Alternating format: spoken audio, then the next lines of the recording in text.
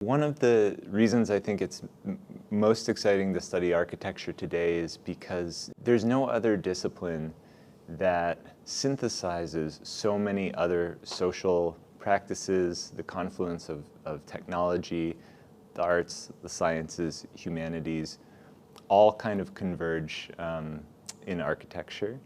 We are at the confluence where North meets South. We're in a growing but small urban environment. We're at a changing location geographically where the foothills of the Blue Ridge meet the Piedmont and then the coastal plains. That confluence of different factors of society, environment, urbanism enable our students to have a variety of laboratories for study.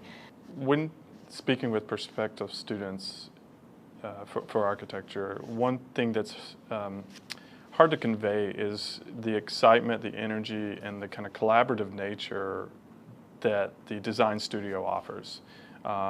Students are working in a big open room, and they are working side by side each other. They are learning from each other, probably even more than they learn from their own instructors, because it's a sharing experience. It's a public experience. You know, your work is out there, and you're getting feedback on it constantly.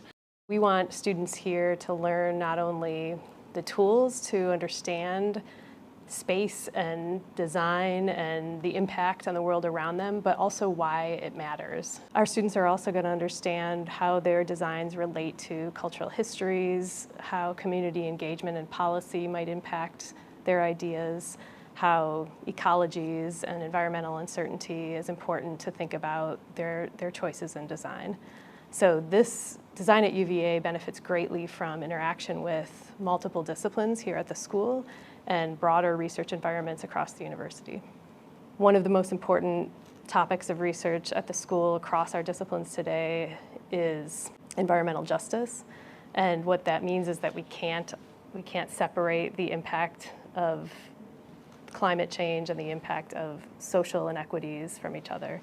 So many faculty are looking at the ways in which we can not only analyze this, but also project. As designers, we're projective. So how do we project alternative futures and understand potential positive impacts that we can have? As they move out into the world, they're working for some of the best and most experimental progressive offices in the country and in the world, and then they break off and they do their own. We have many students who are leading the offices that we're all looking to. One of the other great things about an architecture program, especially a 3-year graduate program, is that we are bringing in students from all different kinds of professional and academic backgrounds.